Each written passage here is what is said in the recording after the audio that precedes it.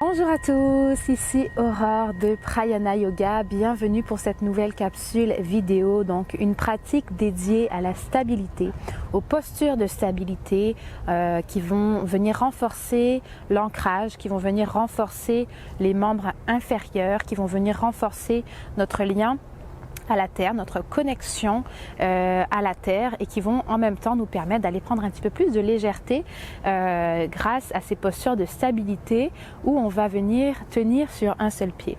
Donc dans cette pratique dédiée aux postures de stabilité, j'ai inclus quelques postures debout justement pour aller, parce que c'est en partant des postures debout, c'est la base de toutes les postures, mais aussi d'ailleurs c'est la base pour les postures de stabilité, puisque avant d'être bien ancré sur un pied, il faut pouvoir être bien ancré sur les deux pieds, c'est-à-dire bien répartir notre poids du corps, etc. Alors on va commencer en posture debout, évidemment, avec Tadasana. Donc ce que je voulais vous expliquer par rapport à ça, c'est de pouvoir retrouver votre alignement, retrouver votre alignement, puisque c'est vraiment ça qui va faire en sorte que vous allez avoir de la stabilité. Évidemment, il y a tout un tas d'autres facteurs qui peuvent nous déstabiliser, ça peut être hormonal, ça peut être mental, ça peut être émotionnel, ça peut être physique. Voilà, il y a tout un tas de raisons qui peuvent faire en sorte que vous avez moins de stabilité. Donc moi aujourd'hui je suis à l'extérieur. Je vous recommande, si vous en général manquez de stabilité ou n'êtes pas très sûr, eh bien de vous placer proche d'un mur. Ou alors, si vous n'avez pas de mur, eh bien, vous pouvez également prendre une chaise pour tout simplement avoir un petit appui qui rassure à côté de nous au cas où on a envie de tomber, au cas où on est déstabilisé. Mais que voilà, des fois ça prend juste un petit appui ou même sans s'appuyer dessus, mais juste de l'avoir à côté, ça nous rassure, ça nous sécurise et ça nous permet d'aller avec beaucoup plus de légèreté dans la posture de stabilité, d'équilibre. Donc voilà, petite astuce pour celles qui manquent d'équilibre, qui savent qu'ils manquent d'équilibre d'ores et déjà. Donc voilà, première chose. Ensuite, évidemment, on vient chercher un sol qui est plat, le plus plat possible. Ce qui veut dire idéalement un parquet en fait, tout simplement, voilà, avec un tapis de yoga pas trop épais. J'ai certaines participantes, certains élèves qui viennent avec des tapis très épais. Donc c'est sûr que plus vous allez mettre de l'épaisseur sous vos pieds, moins vous allez être stable, puisque la consistance, le mou fait que vous allez perdre vos points d'appui, vous allez perdre votre équilibre. Donc si vous voulez travailler à renforcer votre équilibre, je vous suggère fortement d'aller directement sur un sol qui est plat. Même dans certains cas, un tapis de yoga ne serait pas nécessaire, d'aller directement sur le sol, d'enlever les bas aussi, puisque ça aussi ça joue sur la stabilité. Oui, aussi fin que ça, les bas, ça glisse, ça nous empêche aussi d'aller chercher l'adhérence maximale qu'on peut avoir sous les pieds grâce aux orteils entre autres. Donc je vous recommande vraiment d'aller sur un sol qui soit plat et sur voilà, un tapis qui soit pas trop épais, soit pas de tapis du tout. Et puis on enlève les bas.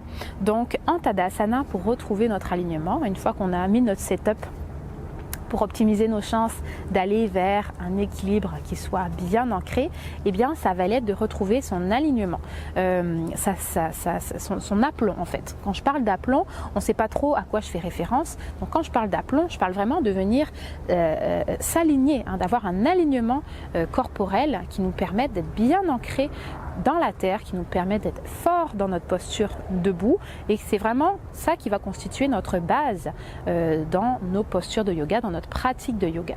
Donc c'est toujours bien d'y revenir de temps en temps à Tadasana, aussi simple que ça puisse paraître comme posture.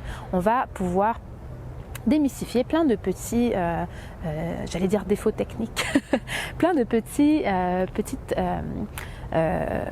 douleurs chroniques, des choses qui sont mal placées au niveau de notre squelette, ou voilà, un alignement qui est moins optimal. Donc pour optimiser tout ça, on vient dans la posture de Tadasana et on va chercher l'ancrage des deux jambes, donc les deux pieds. Pour aller chercher à s'aligner, on part du haut, on part du bas, on remonte vers le haut. Même si vous avez des migraines, des fois vous pouvez penser que ça n'a rien à voir, mais si vous avez un mauvais ancrage dans les pieds, ça remonte petit à petit jusqu'à la tête. Ça peut être au niveau des genoux, ça peut être au niveau du bas du dos. Il y a plein de douleurs comme ça ou d'inconfort qui peuvent être liées à un mauvais ancrage dans le sol, à un mauvais aplomb. Donc c'est pour ça que c'est intéressant et même, je dirais même plus primordial de s'occuper de notre aplomb, de notre Tadasana. Les deux pieds bien ouverts à la largeur de notre bassin, parallèles entre eux, donc ni en chasse-neige ni en canard. On vient ramener les deux pieds bien parallèles, ouverts à la largeur de notre bassin. Quand je dis le bassin, je ne parle pas des hanches ici, je parle vraiment enfin je parle pas des hanches, je parle pas du gras, de la chair hein, qu'on peut avoir au niveau des hanches. Je suis très très bien placée pour en parler. Je parle vraiment des os. Voilà, on veut aligner les articulations, donc les os, c'est ça qui nous intéresse pour aller trouver l'aplomb. Je dis ça parce que des fois je dis à certaines élèves ouvert à la largeur du bassin et on se retrouve ici. Donc vous ne pouvez pas avoir un bassin de cette taille-là hein au niveau des os du moins. Donc on revient vraiment ouvert à la largeur du bassin, des os du bassin. Ensuite on va devoir plier un petit peu les genoux. Je vais me mettre dans ce sens-là pour que vous voyez bien de quoi je veux parler. On va plier un petit peu les genoux pour aller aider à retrouver le creux lombaire qui est souvent un petit peu trop effacé ici. Donc on plie les genoux pour pouvoir basculer un petit peu plus le bassin vers l'arrière. On a l'air c'est pas très sexy, hein, ça paraît pas très naturel de le faire, sauf qu'une fois qu'on aura fait ça ici, on va venir tendre les jambes en gardant notre creux lombaire.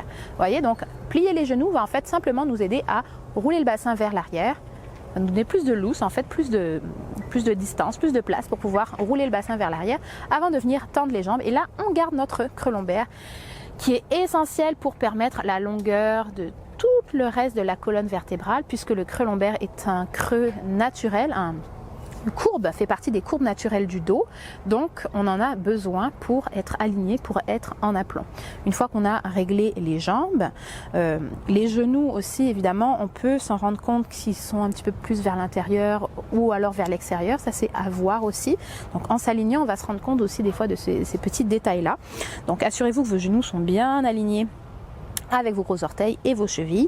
Ensuite on a le bassin, le petit creux lombaire qu'on a fait ici et on retrouve toute la longueur du dos. Donc on peut en Tadasana rouler légèrement les épaules vers l'arrière, donc sans aller dans l'extension, hein, dans la projection ici de la cage thoracique ou de la poitrine, mais simplement d'aller rouler les épaules en arrière. Ça va avoir pour effet déjà de dégager un petit peu le thorax. Bras le long du corps, dynamique, donc on ne veut pas des bras mous, on veut des bras qui sont dynamiques, qui sont présents, et le regard légèrement plus bas que l'horizon pour aller permettre d'aligner l'oreille interne avec l'épaule, avec la hanche, avec le genou, avec la cheville. Et là, on a un beau Tadasana. Une fois qu'on est là, on n'a pas fini avec notre aplomb, puisque l'aplomb, il s'agit aussi de pouvoir bien répartir le poids du corps sous les points d'appui principaux hein, qui sont au niveau des pieds. Donc peu importe le poids de notre corps, proportionnellement, hein, on a beaucoup de poids dans le haut du corps, enfin comment dire, tout le poids de notre corps, peu importe le poids qu'on a, vient se répartir sur nos deux pieds. Donc des fois pas équitablement, il y a beaucoup de personnes qui ont une hanche plus haute que l'autre ou une jambe plus courte que l'autre, donc ça vient débalancer. Donc déjà là, ça vient modifier que pourrait répartir sur les deux jambes. Mais en plus de ça, eh bien on a aussi tout cet alignement qui va nous aider à bien ancrer le poids du corps, de tout notre corps sous nos appuis principaux. Donc quand je dis sous nos pieds, nos appuis principaux, c'est parce que ce n'est pas tous les pieds ce n'est pas toute la surface du pied en fait qui va venir se déposer dans le sol et qui va venir récupérer le poids du corps pour que le poids du corps soit bien réparti. Exemple, la voûte plantaire ne touche pas le sol. Les orteils des fois touchent le sol mais on n'a pas d'appui dedans. Donc les 3 points d'appui principaux, c'est quoi? On a la balle des orteils, Le talon. Donc en général, c'est les surfaces sous le pied qui sont le plus épais, qui sont avec la peau qui est le plus épais. Vous allez voir que la peau au niveau de la voûte plantaire ne sera pas du tout la même que la peau au niveau du talon. Donc on recherche davantage les endroits qui ressemblent avec une peau au niveau du talon. Donc on en a 3 points d'appui principaux dans chaque pied. Le talon, la balle des orteils, qui est juste après les orteils, et l'arête extérieure du pied ici. Donc ces 3 appuis principaux là dans nos 2 pieds, c'est dans ces appuis là qu'on va répartir notre poids du corps. Donc pour ça, eh bien on vient simplement dans notre posture de Tadasana, dans un premier temps, balancer un petit peu d'avant en arrière pour s'assurer que notre poids du corps est bien réparti sur ces 3 appuis là. Pour s'assurer également, comme je disais tout à l'heure, qu'on ne met pas de poids sur nos orteils, puisque les orteils ne sont pas faits pour accuser le poids de notre corps, pour réceptionner le poids de notre corps. Ils sont faits pour, lorsqu'on marche, pour pouvoir pousser le sol, entre autres. Donc, ils ne sont pas faits pour recevoir du poids. Donc, on les dégage. Pour ça, j'inspire, je vais un petit peu plus sur les talons, je dégage mes orteils, je viens activer mes orteils. Ça va me permettre à la fois d'aller chercher ma voûte plantaire, de renforcer les pieds en fait, tout simplement, d'aller activer au niveau des pieds l'enracinement. Ça va me permettre aussi, en soulevant les orteils, de creuser davantage ma voûte plantaire et donc de ramener plus d'appui au niveau de l'arête extérieure du pied qui est souvent oublié dans les appuis. Et pour beaucoup, ceux qui ont les pieds plats, entre autres, on met beaucoup trop de poids vers l'intérieur, ce qui peut causer des problèmes aux genoux, entre autres. Ensuite au bassin, etc. Vous connaissez la chanson. Donc, on ramène le poids du corps davantage vers l'extérieur. Et ici, dans notre Tadasana, on s'assure que nos 3 points d'appui principaux sont bien ancrés dans le sol. Donc, en même temps, ça va nous aider à renforcer les jambes, ça va activer les jambes dans un premier temps. Et après quelques instants, sur une expiration, on relâche doucement les orteils dans le sol en s'assurant de garder notre aplomb. L'aplomb, c'est vraiment la ligne ici qui nous permet d'être bien ancré dans le sol avec toute la longueur du corps. On n'est ni trop penché vers l'avant, ni trop penché vers l'arrière. On a le squelette qui est bien aligné sur lui-même, qui est bien structuré et on est en aplomb. On est fort, comme un arbre qui est bien ancré dans le sol. Même s'il y a des arbres qui sont, c'est peut-être pas le bon exemple pour ça, parce qu'il y a des arbres qui sont très tordus et qui tiennent très bien pareil. Mais pensez par exemple à un palmier ou à un cocotier par exemple, qui sont vraiment bien droits et qui se tiennent sur eux et qui sont très durs d'ailleurs à déraciner, voire impossible. Donc voilà, pour l'aplomb. Ça c'est un premier exercice. Si vous avez de la difficulté avec la stabilité, avec l'équilibre, qui va énormément vous aider. Si vous tenez compte aussi de toutes les autres choses dont je vous ai parlé plus tôt, avec comment on se place, etc. Le sol, le mur, etc. Donc Tadasana. On respire profondément dans notre posture de Tadasana en aplomb, en ancrage.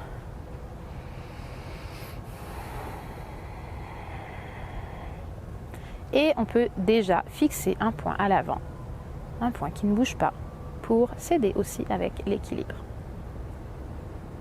Ensuite, en deuxième posture, je vais avoir un petit étirement ici dans les ischio-jambiers en posture debout. On fait une fente en avançant le pied droit, les 2 pieds dans la même direction.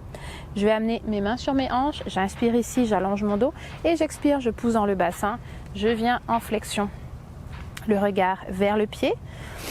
Des fois quand on manque d'équilibre aussi, d'aller regarder le sol va pouvoir aider à la stabilité. Et là, on vient chercher l'étirement de l'arrière des jambes, donc jambes avant. Donc les jambes sont tendues.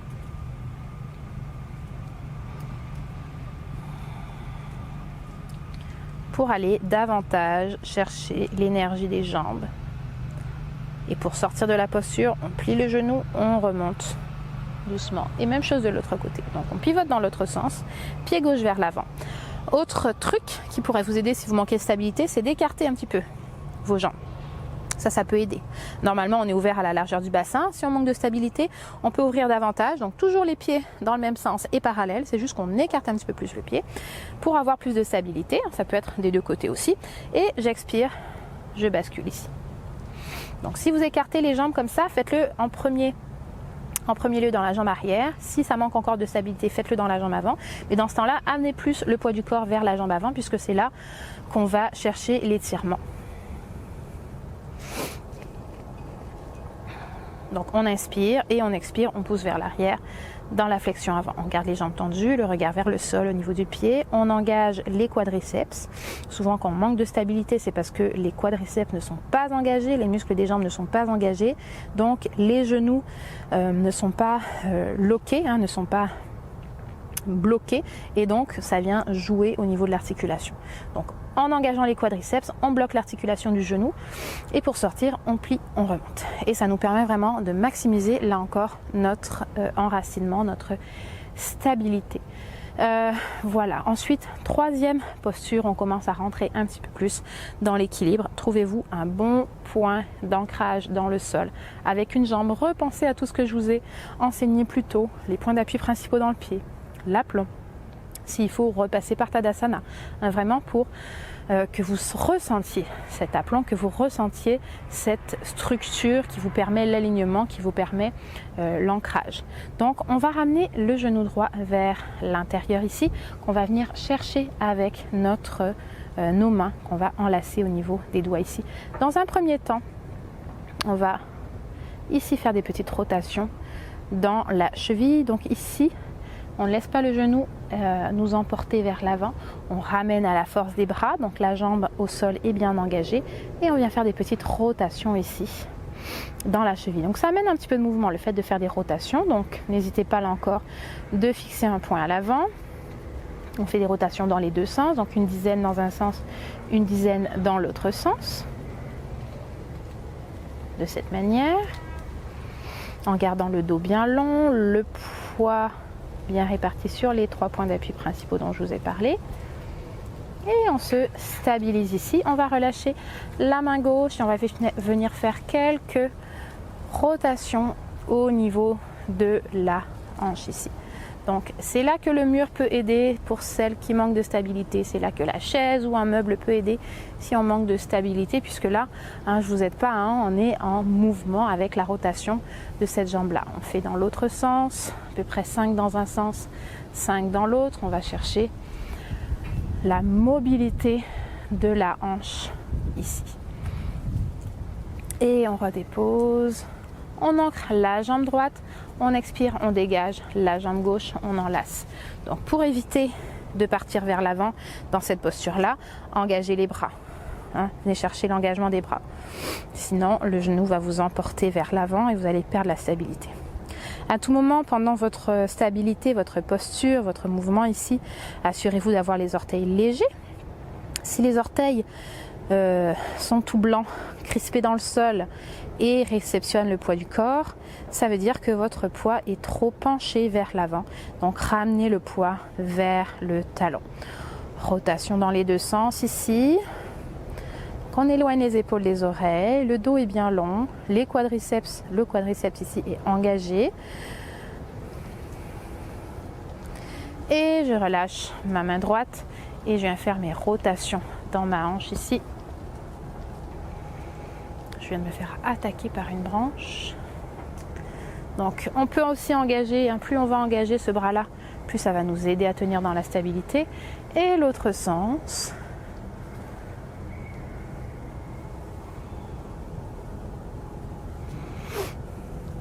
Et un dernier tour.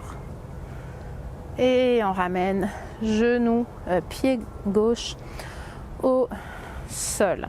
Donc là déjà ça vous donne un premier aperçu.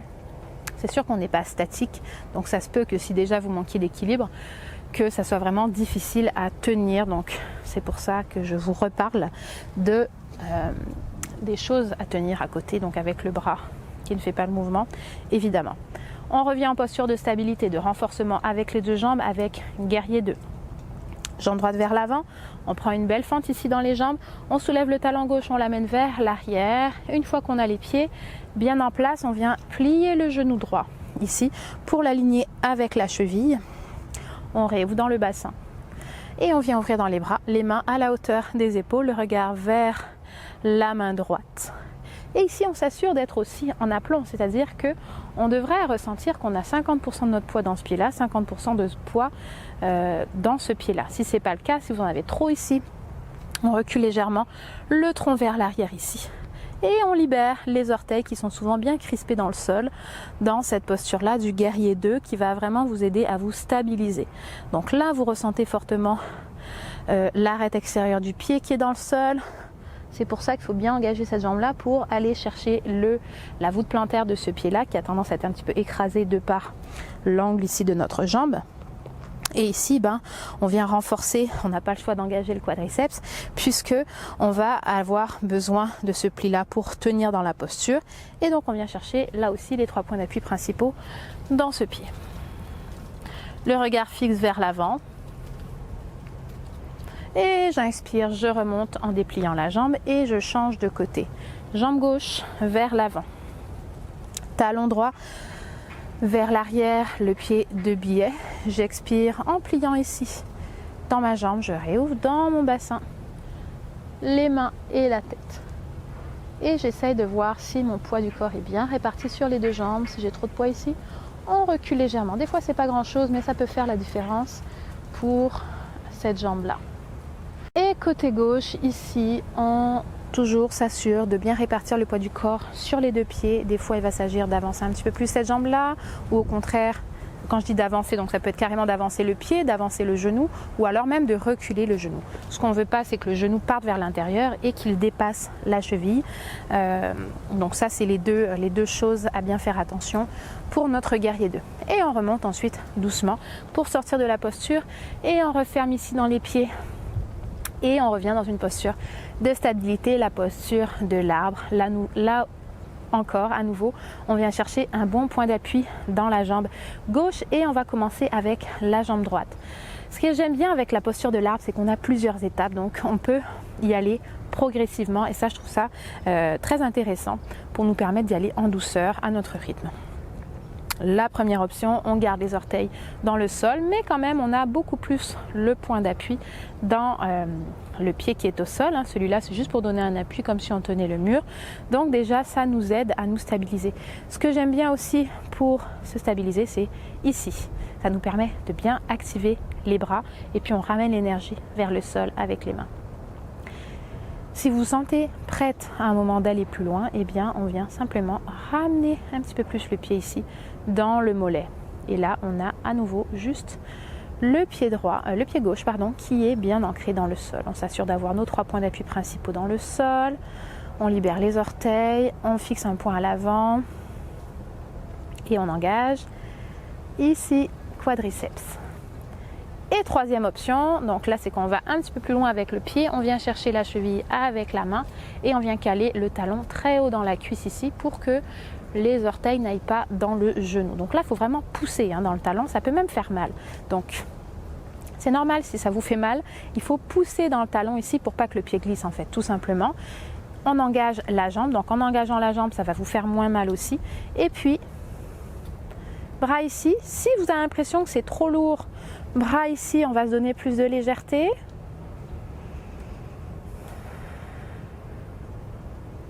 Ou si on a besoin de plus de concentration, eh bien on peut ramener les mains ici au sternum, en position de la prière. Et pour sortir de la posture, on attrape la cheville et on dégage doucement le pied, plutôt que de laisser le pied glisser et nous déstabiliser. Même chose de l'autre côté. Donc on sent quand on sort de cette posture-là que notre pied est bien ancré dans le sol, comme une enclume. Et on vient chercher la même chose de l'autre côté. Prenez le temps de bien placer votre pied bien droit, points d'appui principaux, et on part avec première option, quelques respirations. Deuxième option, quelques respirations également. On ancre, on engage quadriceps. Et si on est prêt, on peut aller plus loin. Troisième option.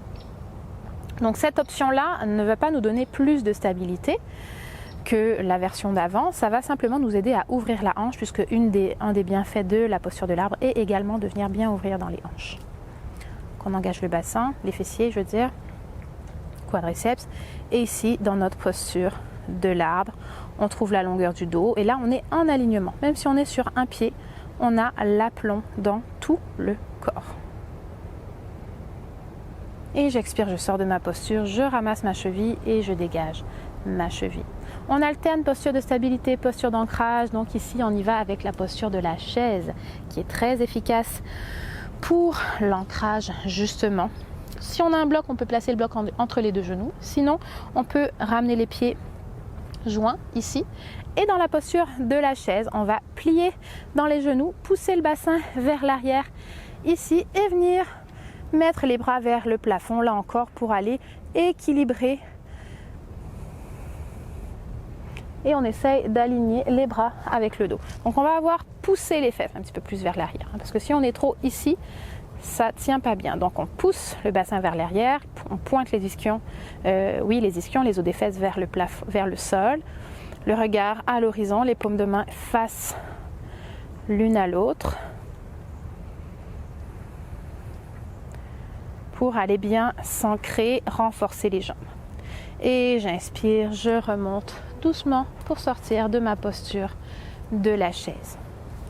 À nouveau une posture de stabilité, guerrier 3. Guerrier 3, j'aime beaucoup l'enseigner parce qu'une fois que je donne mon explication, ça va beaucoup mieux ensuite. Donc c'est pour ça que j'aime bien enseigner guerrier 3, qui est cette posture où on est sur un pied, qui demande pas mal d'engagement au niveau de la jambe qui sera levée, mais aussi du tronc. Donc pour guerrier 3, pour aller en posture de stabilité guerrier 3, on va plier, garder la jambe d'appui pliée tout le long qu'on sera en mouvement.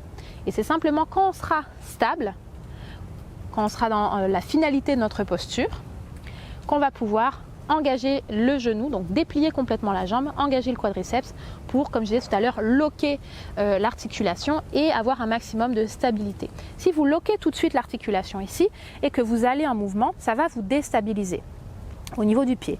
Si vous pliez dans le genou ici et que vous bougez, ça va vous déstabiliser, mais au niveau du genou. Donc c'est plus facile à rattraper. L'ancrage reste bien dans le pied, mais par contre le genou va vaciller un petit peu. Donc ça c'est correct. Mais si on perd l'ancrage au niveau des pieds même, ben là on aura beaucoup plus de difficultés ensuite à rattraper ce vacillement-là. Donc en image, on ancre la jambe droite ici dans le sol. Donc vous voyez, je plie ma jambe d'appui et je m'apprête à aller dans la flexion. Donc tout le temps que je suis en flexion ici, je garde un petit pli dans le genou, j'engage mes bras, par exemple on peut commencer ici, et une fois que ma jambe sera à la bonne hauteur, j'engage la jambe et je viens loquer ce genou-là. Et là, j'ai beaucoup plus de stabilité. On peut placer les bras ensuite. Donc ce qu'il faut, c'est ne pas être ici en ouverture de hanche, donc il faut bien refermer la hanche ici.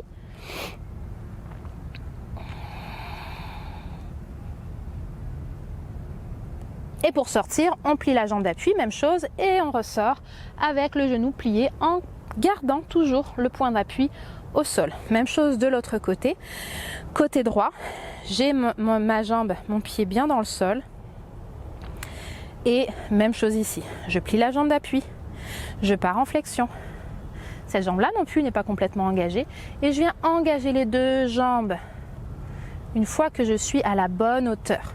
Les bras également. Idéalement, tout est engagé avant qu'on vienne engager la jambe d'appui. Ça peut être là également. Et pour sortir, on plie. Comme ça, on garde la stabilité. Plutôt que de remonter jambes tendues, redescendre jambes tendues, on a beaucoup plus de chances de tomber, en tout cas d'être déséquilibré. Petite astuce fort appréciée par mes élèves en général. On revient dans une posture de stabilité où là on va étirer davantage l'extérieur des jambes, les bandelettes latérales. On prend une belle ouverture dans les jambes ici, talons vers l'extérieur, donc on a les pieds en chasse-neige et on va basculer le bassin vers l'arrière, dos long. Ici, on vient en flexion, soit on met les mains dans les tibias ou bien même ça peut être dans les cuisses si on est plus haut. Ou alors si on est à la bonne distance du sol, on peut venir déposer les mains au sol. Il ne faut pas que le sol vous amène ici. Si en allant chercher le sol, vous revenez ici, c'est que vous êtes trop rapide. Revenez ici. C'est plus important d'avoir le dos long que d'avoir les mains au sol. Donc les mains au sol, c'est si le dos reste long. pouvez aussi aller chercher une ouverture plus large dans les jambes. Des fois, ça peut aider. Parce que c'est sûr que c'est beaucoup plus confortable de venir prendre appui au sol que sur les jambes. Mais voilà. Donc soit on ouvre un petit peu plus les jambes, soit on est patient, soit encore on peut prendre des blocs, des accessoires pour remonter les mains et nous aider à descendre, à avoir un meilleur appui et à descendre en douceur. Donc les ischions pointent vers le plafond, le regard vers le sol. Et là on vient bien sentir l'ancrage au niveau des pieds. Et j'expire, je plie dans les genoux pour sortir de la posture. Je remonte les talons vers l'intérieur. Je dégage les mains et je remonte doucement ici en posture debout. Donc là, ça vient vraiment étirer à la fois les ischio-jambiers et à la fois les bandelettes latérales. On continue avec la posture de l'aigle. Donc la posture de l'aigle qui est très intéressante aussi à enseigner et à pratiquer parce que ça fait beaucoup de fermetures. Il y a beaucoup de points de fermeture et des fois on s'en mêle un peu les pinceaux, c'est le cas de le dire, puisqu'on vient beaucoup refermer, faire des points de fermeture. Donc dans la posture de l'aigle, on a notre point d'appui. Là encore, plus on va plier notre genou, plus la jambe qui passe par-dessus va pouvoir aller se frayer un chemin au niveau du pied pour ici aller en arrière. Et si la jambe n'est pas suffisamment pliée, la jambe d'appui, la jambe ne va pas pouvoir passer. L'autre jambe ne va pas pouvoir passer au-dessus pour aller chercher la cheville. Donc ça, c'est une première étape dans les jambes. On pourrait très bien rester ici. Ou si on veut aller dans la posture complète, on vient refermer. Bras dessous de la jambe qui est au-dessus. Ici, le regard au niveau des avant-bras. Et on peut rester ici ou on peut redescendre. Moi, c'est un peu moins facile aujourd'hui. Je me challenge un petit peu parce que je suis dans la terre. C'est moins plat. Et on remonte doucement, progressivement, les pieds et les bras. Donc là encore, on a besoin du genou pour aider. Mais si ça ne passe pas malgré tout, malgré la flexibilité du genou, malgré la disponibilité du genou, on peut très bien tout à fait faire un seul pli et rester ici. C'est sûr que quand on sera ici, ça va nous stabiliser puisque ça va refermer, ça va recentrer. Que quand on est ici, cette jambe-là a tendance à être plus molle, moins engagée, donc ça nous fait perdre de l'équilibre. Mais on peut tout à fait être ici, ou même être ici avec les orteils dans le sol, un peu comme la posture de l'arbre, et aller ici simplement refermer dans les bras, pour s'habituer aussi à ça, parce que ça peut être intense dans les bras pour certains. Donc ici, on vient croiser dans les bras, puis on ramène les avant-bras, et on vient chercher la paume de main avec la main qui est un petit peu plus bas au niveau des doigts. Donc on peut très bien aussi être ici. Dans un premier temps pour la posture de l'aigle. Pour nous aider à faire le chemin, nous aider au niveau des bras, ramener plus de disponibilité au niveau des bras et ensuite aller chercher tranquillement au niveau des pieds. Et pour les bras, si ça ne referme pas là encore dans les deux endroits, on peut refermer juste au niveau des coudes et ramener les mains le plus proche possible ici pour les garder engagées en fait. C'est comme pour la jambe, plus on va ramener la jambe qui est au-dessus, plus on va ramener vers l'arrière, plus ça va recentrer, ça va engager, ça va permettre de bien tenir. Plus c'est loose, moins ça va tenir. Donc, autre petite astuce pour cette posture de l'aigle. On termine avec la posture de l'étoile que j'aime bien faire parce qu'elle vient vraiment étirer. C'est assez simple, mais ça fait du bien, je trouve, la posture de l'étoile. Donc, on vient chercher une belle ouverture ici dans les jambes. Les pieds suivent la ligne des genoux, on vient ouvrir dans les bras, on écarte jusqu'au bout des doigts ici, le regard vers l'avant et on pousse de ce sens-là avec ce bras-là, on pousse de ce sens-là avec ce bras-là, vraiment comme si on était écartelé, on vient chercher l'énergie du sol, on vient chercher l'énergie de l'air, on s'ancre en légèreté. L'ancrage n'est pas d'aller s'affaisser au sol, n'est pas d'aller complètement vers le sol. L'ancrage est de pouvoir justement permettre la longueur, permettre l'ouverture, la légèreté. Quelques respirations ici dans la posture de l'étoile. Et puis on relâche doucement dans les bras et on referme doucement dans les jambes. Voilà pour cette pratique de stabilité. J'espère que ça va vous aider à avoir plus d'équilibre. Comme d'habitude, je vous recommande de terminer cette pratique par un petit Shavasana.